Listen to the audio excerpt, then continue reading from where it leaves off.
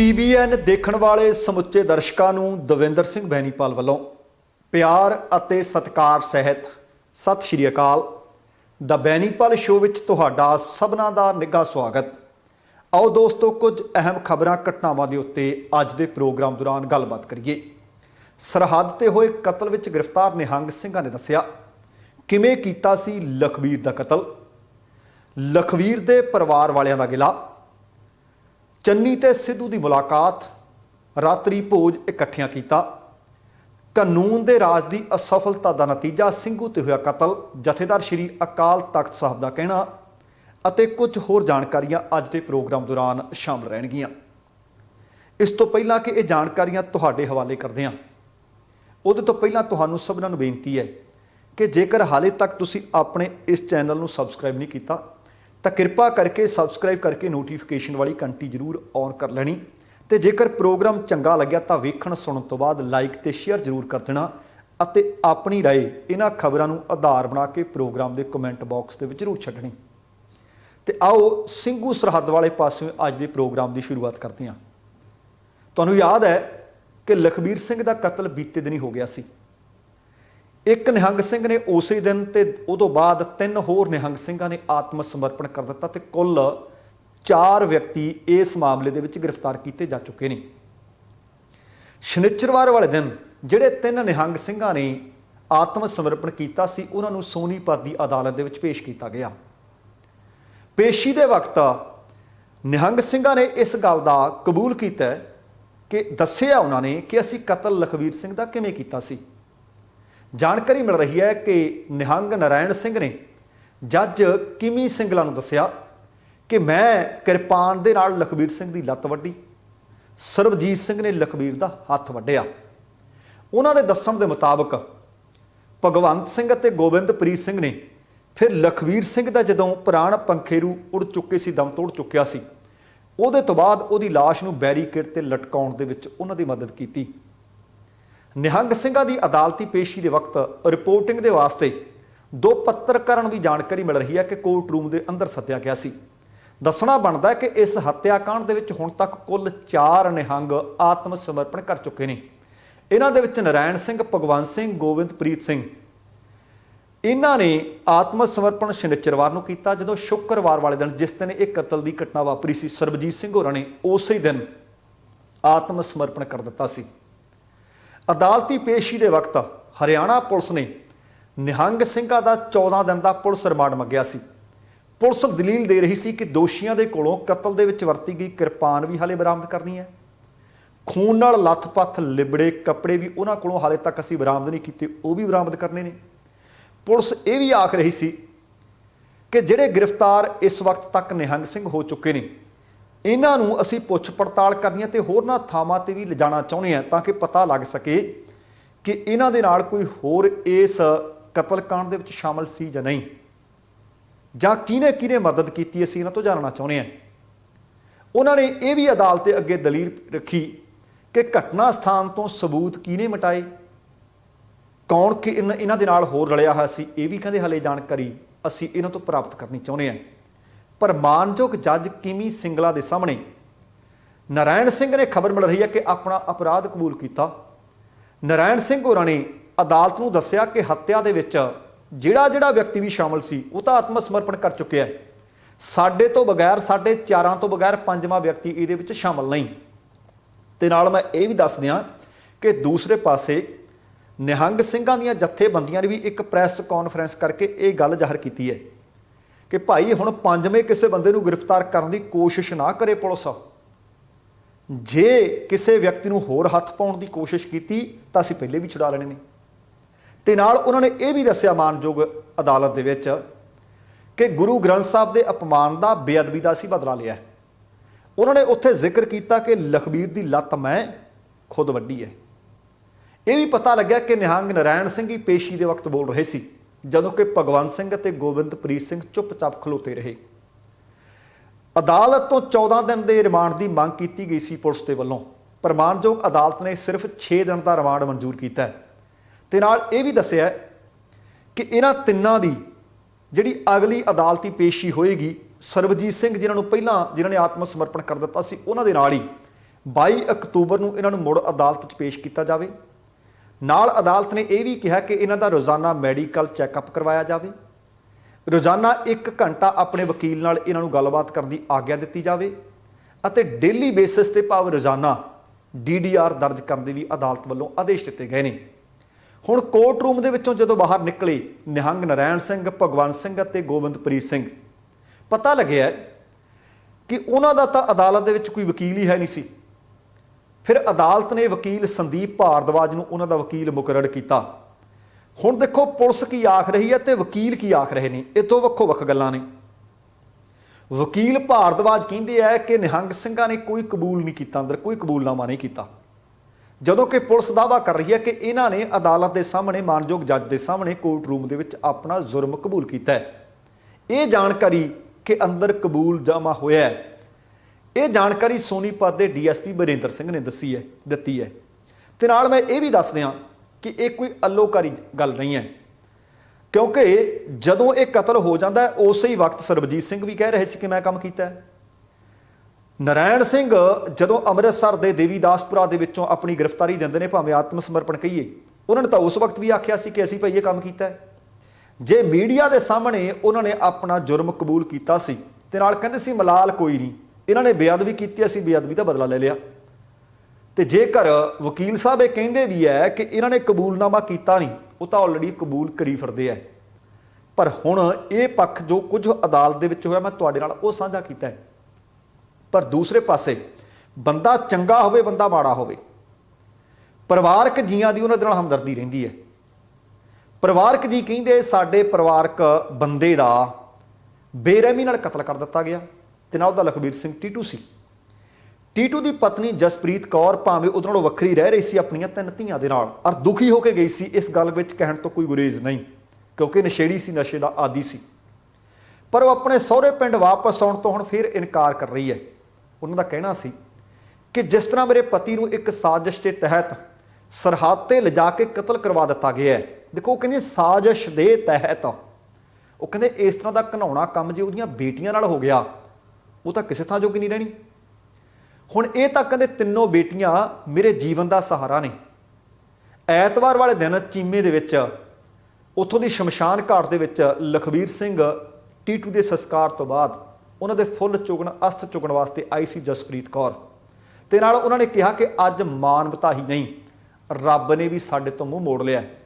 ਮੇਰਾ ਪਤੀ ਤਾਂ ਇਕੱਲਾ ਕਹਿੰਦੀ ਕਦੇ ਪਿੰਡੋਂ ਬਾਹਰ ਨਹੀਂ ਸੀ ਗਿਆ, 4 ਸਾਲ ਤੋਂ ਉਹਦੇ ਕੋਲ ਕੋਈ ਮੋਬਾਈਲ ਫੋਨ ਵੀ ਹੈ ਨਹੀਂ ਸੀ।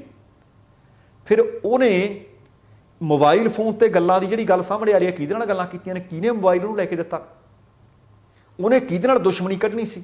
ਉਹ ਕਹਿੰਦੀਆਂ ਇਹ ਸਾਰੀਆਂ ਗੱਲਾਂ ਦਾ ਪਤਾ ਲੱਗਣਾ ਚਾਹੀਦਾ ਕਿ ਜਿਹਦੇ ਤੇ ਕਹਿੰਦੇ ਨੇ ਲੰਬੀਆਂ ਲੰਬੀਆਂ ਗੱਲਾਂ ਕਰਦਾ, ਉਹ ਮੋਬਾਈਲ ਫੋਨ ਕਿਹਦਾ ਸੀ, ਫੋਨ ਉਹਨੂੰ ਕਿਹਦਾ ਆਉਂਦਾ ਸੀ, ਦਿੱਲੀ ਉਹਨੂੰ ਕੌਣ ਲੈ ਗਿਆ, ਕਤਲ ਉਹਦਾ ਕਿਵੇਂ ਹੋ ਗਿਆ। ਇਹ ਉਹਦੀ ਘਰਵਾਲੀ ਦਾ ਬਿਆਨ ਹੈ। ਜਸਪ੍ਰੀਤ ਕੌਰ ਆਪਣੀਆਂ ਤਿੰਨੋਂ ਹੀ ਧੀਆਂ, ਜਿਸ ਦੇ ਵਿੱਚ ਤਾਨੀਆ, ਸੰਦੀਪ ਤੇ ਕੁਲਦੀਪ, ਉਹਨੂੰ ਗਲੇ ਲਾ ਲਾ ਕੇ ਰੋਂਦੀ ਨਜ਼ਰ ਆਈ, ਸਿਸਕਦੀ ਨਜ਼ਰ ਆਈ। ਪਰ ਛੋਟੀ ਬੇਟੀ ਸੀ ਨਾ ਜਿਹੜੀ ਉਹਦੀ ਕੁਲਦੀਪ, ਉਹ ਕਹਿੰਦੇ ਵਾਰ-ਵਾਰ ਇੱਕੋ ਹੀ ਗੱਲ ਪੁੱਛ ਰਹੀ ਸੀ, ਮੰਮੀ ਮੇਰੇ ਡੈਡੀ ਨੇ ਕਿਹੜੀ ਗਲਤੀ ਕੀਤੀ ਸੀ ਜਿਹੜਾ ਅੱਜ ਪਿੰਡ ਵਾਲੇ ਵੀ ਸਾਡੇ ਨਾਲ ਰੁੱਸੇ ਬੈਠੇ ਨੇ, ਅਸਥੀਆਂ ਚੁਗਣ ਤੋਂ ਪਹਿਲਾਂ ਮੇਰੇ ਬਾਪੂ ਦੀ ਅਰਦਾਸ ਕਿਉਂ ਨਹੀਂ ਕੀਤੀ ਗਈ। ਲਖਬੀਰ ਸਿੰਘ ਟੀਟੂ ਦੀ ਵਿਧਵਾ ਭੈਣ, ਉਹ ਕਹਿੰਦੀ ਮੈਂ ਤੇ ਮੇਰੇ ਭਰਾ ਨੂੰ ਮੇਰੀ ਭੂਆ ਤੇ ਮੇਰੇ ਫੁੱਫੜ ਨੇ ਗੋਦ ਲੈ ਲਿਆ ਸੀ, ਹੁਣ ਮੇਰਾ ਵੀ ਇਸ ਘਰ ਵਿੱਚ ਰਹਿਣ ਨੂੰ ਜੀ ਨਹੀਂ ਕਰਦਾ। ਉਹਨਾਂ ਦੇ ਪਤੀ ਦਾ ਪਹਿਲਾਂ ਦੇਹਾਂਤ ਹੋ ਚੁੱਕਿਆ ਤੇ ਹੁਣ ਉਹਦੇ ਭਰਾ ਦਾ ਕਤਲ ਹੋ ਚੁੱਕਿਆ। ਉਹ ਕਹਿੰਦੇ ਹੁਣ ਮੈਨੂੰ ਕੋਈ ਜੀਣ ਦਾ ਬਹਾਨਾ ਹੀ ਨਹੀਂ ਰਿਹਾ। ਦੇਖੋ, ਇਹ ਪਰਿਵਾਰ ਹੈ, ਉਹ ਚੰਗਾ ਸੀ, ਉਹ ਮਾੜਾ ਸੀ, ਉਹਨੇ ਬੇਅਦਬੀ ਕੀਤੀ, ਇਹ ਪਰਿਵਾਰ ਦੇ ਉਹਦੇ ਨਾਲ ਜਿਹੜੇ ਜਜ਼ਬਾਤ ਜੁੜੇ ਹੋਏ ਨੇ, ਇਹ ਉਹਦੀ ਗੱਲ ਕਰ ਰਹੇ ਨੇ। ਤੇ ਨਾਲ ਉਹਨਾਂ ਨੇ ਇਹ ਵੀ ਕਿਹਾ, ਪ੍ਰਸ਼ਾਸਨ ਤੋਂ ਮੰਗ ਕੀਤੀ ਲਖਬੀਰ ਦੇ ਸਾਲੇ ਸੁਖਚੈਨ ਸਿੰਘ ਨੇ। ਉਹ ਕਹਿੰਦੇ ਪਹਿਲੀ ਗੱਲ ਤਾਂ ਇਹਦੀ ਨਿਰਪੱਖ ਜਾਂਚ ਹੋਣੀ ਚਾਹੀਦੀ ਹੈ ਤੇ ਜਾਂਚ CBI ਤੋਂ ਕਰਵਾਈ ਜਾਏ, ਤਾਂ ਕਿ ਪਤਾ ਲੱਗ ਸਕੇ ਕਿ ਦਰਅਸਲ ਜਿਵੇਂ ਇਹ ਦੱਸਿਆ ਜਾ ਰਿਹਾ ਹੈ ਕਿ ਨਸ਼ੇੜੀ ਬੰਦਾ ਸੀ, ਕਈ ਦਿਨ ਤੋਂ ਉੱਥੇ ਰਹਿ ਰਿਹਾ ਸੀ ਤੇ ਆਖਰਕਾਰ ਉਹ ਬੇਅਦਬੀ ਕਰਨ ਲੱਗ ਪਿਆ, ਕਿ ਸੱਚਮੁੱਚ ਇੰਝ ਹੀ ਹੋਇਆ। ਆਖਰ ਪਤਾ ਲੱਗੇ ਕਿ ਇਹ ਮਸਲਾ ਸਾਰਾ ਹੋਇਆ ਕਿਵੇਂ। ਤੇ ਨਾਲ ਉਹ ਕਹਿੰਦੇ ਲਖਬੀਰ ਦੇ ਪਰਿਵਾਰ ਨੂੰ 1 ਕਰੋੜ ਦਾ ਮੁਆਵਜ਼ਾ ਦਿੱਤਾ ਜਾਵੇ, ਪਰਿਵਾਰ ਦੀ ਸੁਰੱਖਿਆ ਯਕੀਨੀ ਬਣਾਈ ਜਾਵੇ, ਤਾਂ ਕਿ ਟੀਟੂ ਦੇ ਪਰਿਵਾਰ ਦਾ ਹੋਰ ਨੁਕਸਾਨ ਨਾ ਹੋ ਸਕੇ। ਇਹ ਪੱਖ ਪਰਿਵਾਰ ਦਾ ਹੈ। ਪਰ ਬੀਤੇ ਦਿਨੀ ਆਪਾਂ ਤੁਹਾਡੇ ਨਾਲ ਪਿੰਡ ਦੇ ਲੋਕ ਕੀ ਕਹਿੰਦੇ ਸੀ ਉਹ ਖਬਰ ਸਾਂਝੀ ਕਰ ਚੁੱਕੇ ਹਾਂ। ਤੇ ਹੁਣ ਜਿਹੜੇ ਵਿਅਕਤੀ जिन्हां ने बाद दे विच 2 जणे ने सुरेंडर कीता है। इसे कतल केस दे विच वो अपना जुर्म कबूल कर रहे हैं। उन्हां विच 25 वरियां दा एक भगवंत सिंह है ਅਤੇ दूसरा 21 वरियां दा गोबिंदप्रीत सिंह है। फतेहगढ़ साहब का वसनीक दस्सिया जा रहा है। पता लग्या कि बलविंदर सिंह ते जथे मोयां दी मंडी नाल ये जुड़े हुए सी।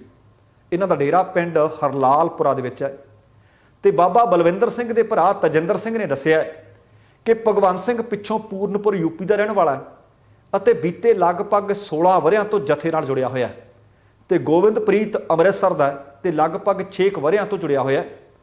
दोवें व्यक्ति हले कुआरे ने। दोवें जने खेती सुधार कानूनों के विरोध के चल रहे किसान अंदोलन के शामिल होने लई बलविंदर सिंह के जथे की अगवाई के बीती 2 फरवरी तो इस सरहद के उत्ते बैठे हुए ने ते उत्थे उन्होंने दस्सिया कि पालकी साहब सुशोभित की हुई है। भगवंत सिंह ग्रंथी सिंह की ड्यूटी निभाते सी ते गोबिंदप्रीत घोड़ियां की संभाल करते सी। तजिंदर सिंह होरां ने दस्सिया कि भावें कुछ भी हो जाए पर खेती सुधार कानूनों के रद्द होने तक वो उत्थों परतणगे नहीं। उन्होंने कहा कि बेअदबी की घटना का मुलजम लखवीर सी, ਉਹਦੇ परिवार ਅਤੇ ਉਹਦੀਆਂ ਨਿੱਕੀਆਂ ਨਿੱਕੀਆਂ ਧੀਆਂ ਨਾਲ ਜਿਵੇਂ ਦਾ ਵਤੀਰਾ ਕੀਤਾ ਜਾ ਰਿਹਾ ਹੈ ਉਹਦੀ ਕਹਿੰਦੇ मैं नुकताचीनी करदा। ਉਹਦੇ परिवार का कोई कसूर नहीं, ਉਹਦੇ परिवार की कोई गलती नहीं। ਹੁਣ ਇਹ ਬਲਵਿੰਦਰ ਸਿੰਘ ਜਿਨ੍ਹਾਂ ਦੇ ਜਥੇ ਦੇ ਸਿੰਘਾਂ ਨੇ ਇਸ ਵਿਅਕਤੀ ਦਾ ਕਤਲ ਕੀਤਾ ਹੈ ਇਹ ਉਹਦਾ ਬਿਆਨ ਹੈ। ਹੁਣ ਦਰਅਸਲ ਜਿੰਨੇ ਮੂੰਹ ਤੇ ਓਨੀਆਂ ਗੱਲਾਂ। ਅਸਲ ਦੇ ਵਿੱਚ ਇਸ ਕਤਲ ਦਾ ਕਾਰਨ ਕੀ ਹੋਇਆ कि कानून के राज की असफलता है। आप पहले दिन जिस दिन एक घटना वापरी सी मैं उस दिन इस गल का जिक्र किया सी कि लोगों का किते सचमुच कानून तो विश्वास तो नहीं उठ गया। पर दूसरे पासे लोग तर्क ये भी दे रहे हैं कि निहंग सिंह तो कानून नूं मनदे ही नहीं। हुण ये भी कुछ लोग तर्क दे रहे हैं कि निहंग सिंह कहते हैं कि भाई पहलियां बेअदबियां का इंसाफ नहीं मिलिया इस करके असीं दोषी झटका दिता। पर फिर वो नाल तर्क ये भी दे रहे हैं वो कहते जेकर वो कानून नूं मनदे ही नहीं फिर अपने आप नूं कानून के हवाले क्यों किया। देखो हर एक व्यक्ति अपना तर्क अपनी दलील दे रहा है पर श्री अकाल तख्त साहब के कार्यकारी जथेदार ज्ञानी हरप्रीत सिंह होरां ने की आख्या वो कहते जिहड़ी ਸਿੰਘੂ सरहद ते घटना वापर गई असल दे विच कानून के राज की असफलता का नतीजा है। वो कहते घटना के जिन्ने भी पहलू ने विस्तार दे नाल पिछोकड़ की गंभीरता के नाल जांच की जाए ताकि सच सामने आ सके। तो उन्होंने मंग की है कि दुनिया के सामने सिख कौम का सही पक्ष पेश किया जाना चाहिए। ये उन्होंने सरकारों अते पुलिस नूं ये बेनती की है कि ये जिहड़ी घटना वापरी है धार्मिक संवेदनशीलता के नाल जुड़ी हुई है, सिखां दीआं भावनावां दे नाल जुड़ी हुई है। इसकी गंभीरता नूं देखदिआं इसनूं सिर्फ तो सिर्फ अमन कानून के मसले वजों ही ना देखा जाए। तो नाल उन्होंने मीडिया नूं भी आख्या कि घटना के अधूरे पक्ष ना दिखाए जाण, सिखां की तस्वीर अक्स खराब करने तो गुरेज किया जाए नसीहत दी। उन्होंने आख्या कि मीडिया का काम हरेक पक्ष सारे पहलू दर्शकों के सामने रखने हैं, नतीजा कढ़ना नहीं। नतीजा जो अखबार कोई पढ़ता है पाठक का काम है, कोई दर्शक वेख रहा है तो वह दर्शक का काम है, फैसला तुहाडा है। देखो मैं बीते दिनों तो वख-वख पहलू इस खबर के तुहाडे नाल साझे करते आ रहे हैं कि कई बंदे कहते हैं कि निहंग सिंह का कानून च विश्वास नहीं, मैं वह भी दस दिता है। परिवार की कहता मैं वह भी दस दिता है। ਜਿਹੜੇ ਨਿਹੰਗ ਸਿੰਘਾਂ ਨੇ ਇਸ ਕਤਲ ਨੂੰ ਅੰਜਾਮ ਦਿੱਤਾ ਉਹਨਾਂ ਨੇ ਅਦਾਲਤ ਵਿੱਚ ਕੀ ਆਖਿਆ ਮੈਂ ਉਹ ਵੀ ਦੱਸ ਦਿੱਤਾ ਹੈ। ਉਹ ਕਹਿੰਦੇ ਫੈਸਲਾ ਦਰਸ਼ਕ ਕਰਨ ਪਾਠਕ ਕਰਨ।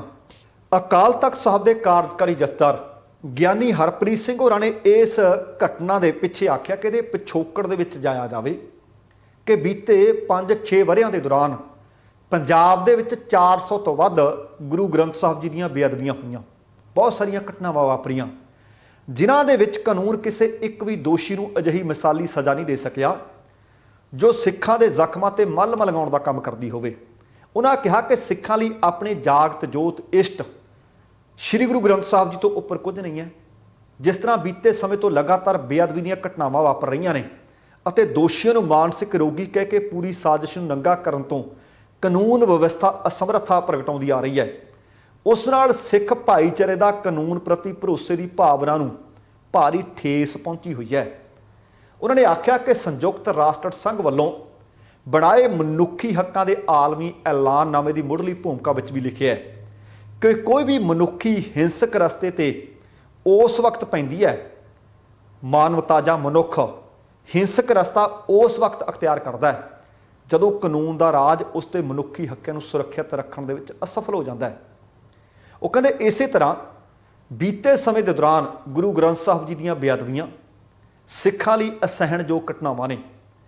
ਇਸ ਮਾਮਲੇ ਦੇ ਵਿੱਚ ਸਿੱਖਾਂ ਨੂੰ ਇਨਸਾਫ ਦੇਣ ਦੇ ਵਿੱਚ ਨਿਆਂਪਾਲਕਾਂ ਦੀ ਅਸਫਲਤਾ, ਉਹਦੇ ਵਿੱਚੋਂ ਆ ਸਿੰਘੂ ਦੀ ਘਟਨਾ ਦਾ ਜਨਮ ਹੋਇਆ।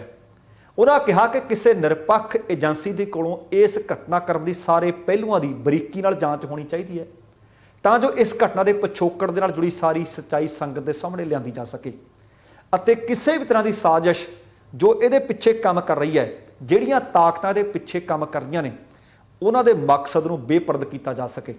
ਇਸ ਮੌਕੇ ਉਹਨਾਂ ਨੇ ਇਹ ਵੀ ਖਦਸ਼ਾ ਪ੍ਰਗਟ ਕੀਤਾ ਕਿ ਜਿੱਥੇ ਸ੍ਰੀ ਗੁਰੂ ਗ੍ਰੰਥ ਸਾਹਿਬ ਜੀ ਦੀ ਬੇਅਦਬੀ ਦੀਆਂ ਘਟਨਾਵਾਂ ਦੇ ਨਾਲ ਸਿੱਖਾਂ ਦੀਆਂ ਭਾਵਨਾਵਾਂ ਨੂੰ ਲਾਂਬੂ ਲਾਉਣ ਦੀਆਂ ਕੋਸ਼ਿਸ਼ਾਂ ਕੀਤੀਆਂ ਜਾ ਰਹੀਆਂ ਨੇ, ਉੱਥੇ ਹੀ ਇਹਨਾਂ ਘਟਨਾਵਾਂ ਦੇ ਪਿੱਛੇ ਪੰਜਾਬ ਦੇ ਵਿੱਚ ਦਰਅਸਲ ਭਾਈਚਾਰਾ ਜਿਹੜਾ ਉਹਨੂੰ ਤੋੜਨ ਦੀਆਂ, ਫਿਰਕੂ ਤੇ ਜਾਤੀਵਾਦ ਵਖੇੜਾ ਖੜਾ ਕਰਨ, ਭਾਈਚਾਰਕ ਖਾਨਾ ਜੰਗੀ ਵਾਲੇ ਹਾਲਾਤ ਪੈਦਾ ਕਰਨ ਦੀਆਂ ਕੋਸ਼ਿਸ਼ਾਂ ਵੀ ਹੋ ਸਕਦੀਆਂ ਨੇ।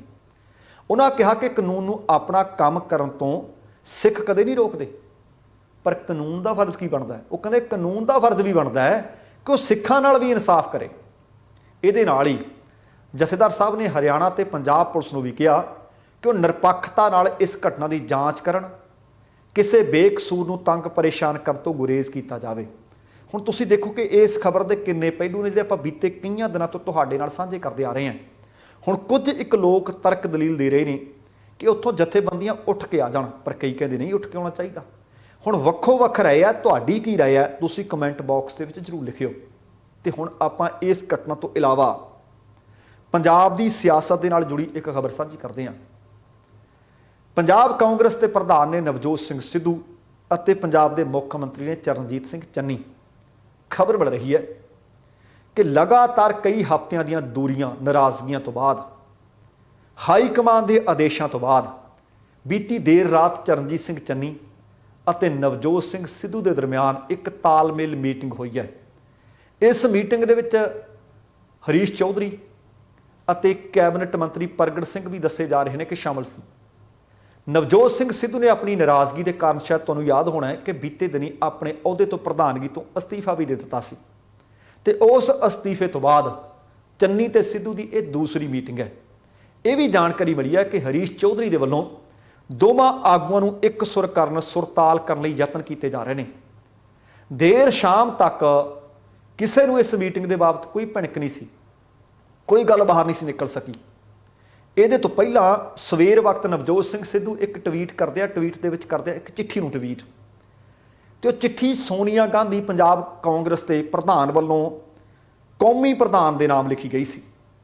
ਉਹਦੇ ਵਿੱਚ 13 ਨੁਕਾਤੀ ਏਜੰਡੇ ਨੂੰ ਚਿੱਠੀ ਦੇ ਵਿੱਚ ਸ਼ਾਮਲ ਕੀਤਾ ਗਿਆ ਸੀ ਤੇ ਚਿੱਠੀ ਜਨਤਕ ਟਵਿੱਟਰ ਤੇ ਕਰ ਦਿੱਤੀ ਗਈ ਸੀ। ਹਾਲਾਂਕਿ ਉਹਨਾਂ ਨੇ ਸੋਨੀਆ ਗਾਂਧੀ ਤੋਂ ਮਿਲਣ ਦਾ ਸਮਾਂ ਵੀ ਮੰਗਿਆ ਸੀ, ਪਰ ਇਹਦੇ ਨਾਲ ਮੈਂ ਦੱਸ ਦਿਆਂ ਕਿ ਸੋਨੀਆ ਗਾਂਧੀ ਨੇ ਆਖਿਆ ਸੀ ਕਿ ਕੋਈ ਵੀ ਗੱਲ ਹੋਵੇ ਜਿਹੜੀ ਆਮ ਆਗੂਆਂ ਦੇ ਵਿਚਕਾਰ ਕਰਨ ਵਾਲੀ ਹੋਵੇ, ਉਹ ਸੋਸ਼ਲ ਮੀਡੀਆ ਤੇ ਮੀਡੀਆ ਦੇ ਵਿੱਚ ਕਰਨ ਤੋਂ ਪਹਿਲਾਂ ਸਿੱਧੀ ਮੇਰੇ ਨਾਲ ਕੀਤੀ ਜਾਵੇ।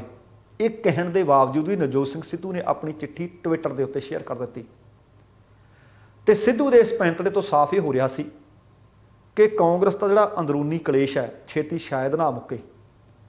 ਜਾਪਦਾ ਸੀ ਜਦੋਂ ਬੀਤੇ ਦਿਨੀ ਰਾਹੁਲ ਗਾਂਧੀ ਦੇ ਨਾਲ ਮੁਲਾਕਾਤ ਕਰਕੇ ਆਏ ਸੀ, ਬਾਅਦ ਦੇ ਵਿੱਚ ਉਹਨਾਂ ਨੇ ਆਖਿਆ ਸੀ ਕਿ ਮੇਰੇ ਸਾਰੇ ਮਸਲੇ ਹੱਲ ਹੋ ਚੁੱਕੇ ਨੇ।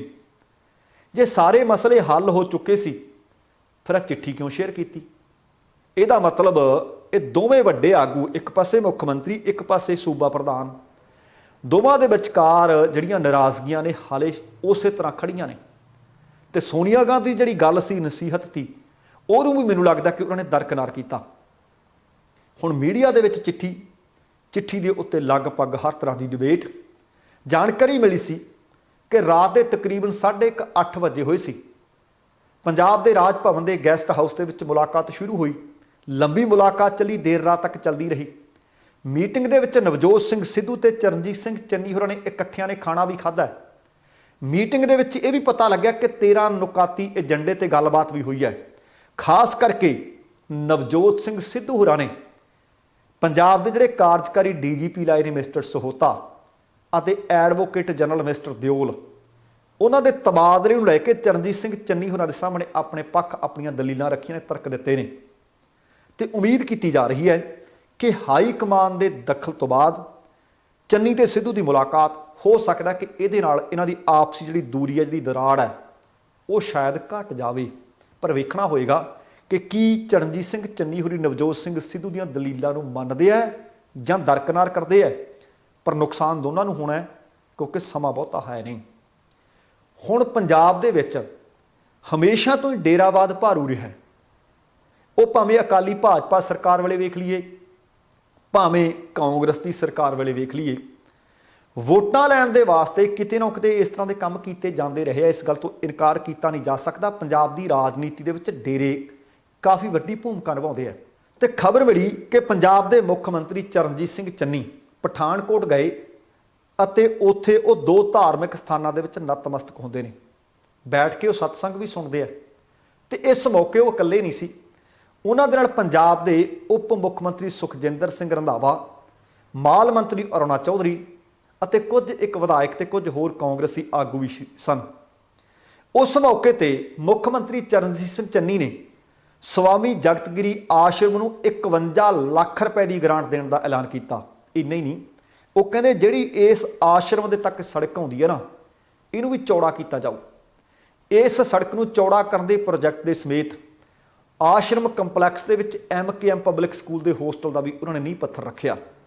ਸੋ ਹੁਣ ਤੁਹਾਡੀ ਇਹਨਾਂ ਖਬਰਾਂ ਦੇ ਪ੍ਰਤੀ ਕੀ ਰਾਏ ਹੈ? ਇੱਕ ਤਾਂ ਆਪਣੇ ਕਮੈਂਟ ਜ਼ਰੂਰ ਕਰਿਓ ਤੇ ਦੂਸਰਾ ਬੇਨਤੀ ਇਹ ਹੈ ਕਿ ਜੇਕਰ ਚੰਗਾ ਲੱਗਿਆ ਪ੍ਰੋਗਰਾਮ ਲਾਈਕ ਤੇ ਸ਼ੇਅਰ ਜ਼ਰੂਰ ਕਰਿਓ। ਤੇ ਆਖਰੀ ਬੇਨਤੀ ਇਹ ਹੈ ਕਿ ਜੇਕਰ ਹਾਲੇ ਤੱਕ ਤੁਸੀਂ ਆਪਣੇ ਇਸ ਚੈਨਲ ਨੂੰ ਸਬਸਕ੍ਰਾਈਬ ਨਹੀਂ ਕੀਤਾ ਤਾਂ ਕਿਰਪਾ ਕਰਕੇ ਸਬਸਕ੍ਰਾਈਬ ਕਰਕੇ ਨੋਟੀਫਿਕੇਸ਼ਨ ਵਾਲੀ ਘੰਟੀ ਜ਼ਰੂਰ ਔਨ ਕਰ ਲੈਣੀ। ਤੁਹਾਡੇ ਧੰਨਵਾਦੀ ਹੋਵਾਂਗੇ। ਸਮਾਂ ਸਮਾਪਤ ਹੈ। ਜਾਣ ਤੋਂ ਪਹਿਲਾਂ ਕਹਾਂਗਾ, ਜ਼ਿੰਦਗੀ ਜਿੰਦਾ ਦਿਲੀ ਦਾ ਨਾਮ ਹੈ। ਦਵਿੰਦਰ ਸਿੰਘ ਬੈਣੀਪਾਲ ਨੂੰ ਆਗਿਆ ਦਿਓ। ਸਤਿ ਸ਼੍ਰੀ ਅਕਾਲ ਤੇ ਰੱਬ ਰਾਖਾ।